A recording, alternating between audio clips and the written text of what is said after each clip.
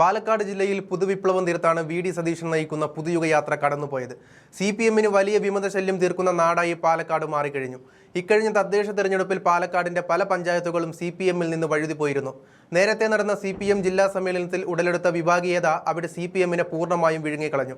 ഈ ഘട്ടത്തിൽ പല നേതാക്കളും UDF ക്യാമ്പിനോട് അടുത്തു കഴിഞ്ഞു. ഈ അവസരം നന്നായി വിനിയോഗിക്കുന്ന പാലക്കാട്ടെ കോൺഗ്രസ് നേതൃത്വം CPM-മായി ഇടഞ്ഞു നിൽക്കുന്നവരെ കൂടാരത്തിൽ എത്തിച്ചു കഴിഞ്ഞു.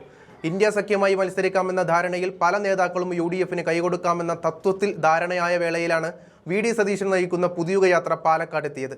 VS അച്യുതാനന്ദന്റെ പേഴ്സണൽ സ്റ്റാഫ് അംഗമായ A. സുരേഷ് പുതുയുഗയാത്രയുടെ ഭാഗമായി കഴിഞ്ഞു. യാത്ര പാലക്കാട് എത്തിയപ്പോൾ തട്ടുപൊളിപ്പൻ പ്രസംഗവുമായി കളം നിറഞ്ഞത് വടകര MP ഷാഫി പറമ്പിലായിരുന്നു. പാലക്കാട് ഷാഫിയുടെ തട്ടകമാണെന്ന് നമുക്കറിയാം. അവിടെ നിന്നാണ് ഷാഫി വടകരയ്ക്ക് വണ്ടി കയറിയത്. വീണ്ടും പാലക്കാട് ഷാഫിയുടെ കിടിലൻ വാക്കുകൾക്ക് സാക്ഷ്യം വഹിച്ചു. സഖാക്കളെ അഭിസംബോധന ചെയ്തുകൊണ്ടാണ് പുതുയുഗയാത്രയിൽ ഷാഫി സംസാരിച്ചു തുടങ്ങിയത് തന്നെ.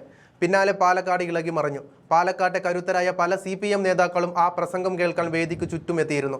CPM-ന് കണക്കിന് കൊടുത്താണ് ഷാഫി തന്റെ പ്രസംഗം മുന്നോട്ട് കൊണ്ടുപോയത്. ആ പ്രസംഗത്തിന്റെ വീഡിയോ ഇവിടെ ചേർക്കുന്നുണ്ട്.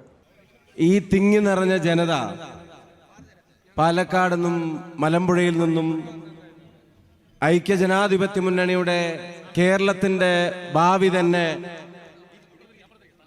മാറ്റിമറിക്കേണ്ട ഉത്തരവാദിത്വം ഏറ്റെടുത്ത് പ്രതിപക്ഷ നേതാവ് അദ്ദേഹം നയിക്കുന്ന ഈ പുതുയുഗ യാത്രയെ അതിനെ കരുത്തുറ്റതാക്കാൻ വേണ്ടി വന്നു ചേർന്ന് ഇവിടെ തിങ്ങി നിറഞ്ഞിരിക്കുന്ന പ്രിയങ്കരായ ജനങ്ങളുടെ മുമ്പിലൂടെയാണ് ജനാധിപത്യ മുന്നണിയുടെ ഈ വേദിയിലേക്ക് സഖാവ് VS അച്യുതാനന്ദന്റെ സന്തത സഹചാരിയായിരുന്ന, അദ്ദേഹത്തിന്റെ മനസ്സറിഞ്ഞിരുന്ന, അദ്ദേഹത്തിന്റെ ആത്മഗതങ്ങൾ മനസ്സിലാക്കിയിരുന്ന പ്രിയങ്കരനായ ശ്രീ സുരേഷ് ഈ വേദിയിലേക്ക് കടന്നു വന്നിരിക്കുകയാണ്.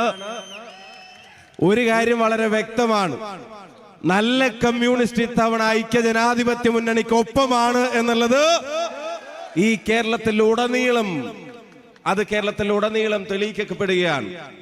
അത് പയ്യന്നൂരാണെങ്കിലും ശരി, പാലക്കാടാണെങ്കിലും ശരി, CPM-ന്റെ ഭരണത്തെ മാത്രം സ്നേഹിക്കുന്നവരുടെ പട്ടികയിൽ നിന്ന് അകന്നു നിൽക്കാൻ ആഗ്രഹിക്കുന്ന നല്ല സഖാക്കളുടെ എണ്ണം കൂടിക്കൊണ്ടിരിക്കുകയാണ്. അവര് ഭരണത്തെ മാത്രം സ്നേഹിക്കുന്നവരായി മാറുന്നു, ഭരണത്തിന്റെ സൗകര്യങ്ങൾ മാത്രം സ്നേഹിക്കുന്നവരായി മാറുന്നു, ഭരണം അധാർമിക പ്രവർത്തനങ്ങൾക്ക് വേണ്ടി ഉപയോഗിക്കുന്നവരായി മാറുന്നു, അഴിമതിയുടെ കൂത്തരങ്ങാക്കി ഭരണം മാറ്റുന്നു. ആ അഴിമതിയുടെ കൂത്തരങ്ങിന്റെ പട്ടികയിൽ നിന്ന് രക്തസാക്ഷികളുടെ കുടുംബത്തിന് ലഭിക്കേണ്ട ഫണ്ടിന് പോലും മോചനമില്ല എന്ന് പറയുമ്പോ ലാൽ സലാം എന്ന് മനസ്സറിഞ്ഞു പറയുന്നവന് പിന്തുണക്കാൻ കഴിയാത്ത ഭരണകൂടമാണ് പിണറായി വിജയന്റെ ഭരണകൂടവും. അത്തരത്തിലുള്ള ഒരു ഭരണകൂടമാണ്, അല്ലെങ്കിൽ അത്തരത്തിലുള്ള ഒരു പാർട്ടിയാണ് ഗോവിന്ദൻ മാസ്റ്റർ പാർട്ടിയുമെന്ന് അവരുടെ ആളുകൾക്ക് തന്നെ തോന്നി തുടങ്ങിയതിന്റെ മാറ്റമാണ് കേരളത്തിൽ ഇപ്പൊ ഉണ്ടായിക്കൊണ്ടിരിക്കുന്നത്. അവരുടെ ആളുകൾക്ക് തന്നെ തോന്നി തുടങ്ങിയതിന്റെ മാറ്റം. ധനരാജ് എന്ന് പറയുന്ന ധീരനായ രക്തസാക്ഷി, ആ രക്തസാക്ഷിയുടെ കുടുംബത്തിനൊരു സഹായം വേണമെന്ന് പാർട്ടി അഭ്യർത്ഥിച്ചപ്പോ അവനവന്റെ പ്രയാസങ്ങൾക്കപ്പുറത്തേക്കും സഹായം നൽകാൻ തീരുമാനിച്ച ഒരു ജനത ആ സഹായം 1 കോടിയോളം രൂപയിലേക്ക് എത്തിച്ചപ്പോ അതിൽ നിന്നൊരു നയാ പൈസ മാറ്റിവെക്കാതെ അത് പൂർണ്ണമായി ആ കുടുംബത്തിന് കൊടുക്കുന്നതിന് പകരം കുടുംബത്തിനൊരു വിഹിതം കൊടുത്തിട്ട് ബാക്കി നേതാക്കന്മാർ വകമാറ്റുന്നതിനെ സംബന്ധിച്ച് പാർട്ടിക്കകത്തൊരു പരാതി വന്നു. ആ പരാതിയെ അതിനെ അന്വേഷിക്കാൻ ഏൽപ്പിച്ച, അതിനെ ഓഡിറ്റ് ചെയ്യാൻ ഏൽപ്പിച്ച പാർട്ടിയിൽ 10, 30, 40 കൊല്ലക്കാലം പ്രവർത്തിച്ച സഖാവ് കുഞ്ഞികൃഷ്ണൻ പറഞ്ഞു, ഇതെന്റെ പാർട്ടി ചെയ്യേണ്ട ഒരു കാര്യമല്ല, തിരുത്തണം. പാർട്ടി തിരുത്തിയില്ല. അവസാനം ആൾക്ക് തുറന്നു പറയേണ്ടി വന്നു. നേതൃത്വത്തെ പ്രവർത്തകർ തിരുത്തണമെന്ന് പുസ്തകം എഴുതേണ്ടി വന്നു. ആ തിരുത്തൽ നടപടിയാണ് ഇവിടെ നടക്കുന്നത്. ഞാൻ പ്രസംഗം ദീർഘിപ്പിക്കുന്നില്ല. അപ്പൊ പാർട്ടിയെ, രക്തസാക്ഷി കുടുംബത്തെ പോലും വഞ്ചിക്കുന്നവർ ഭരണത്തെ മാത്രം സ്നേഹിക്കുമ്പോ അതിനെ തിരുത്താൻ തയ്യാറുള്ള നല്ല സഖാക്കൾ നമ്മളോടൊപ്പമാണ്.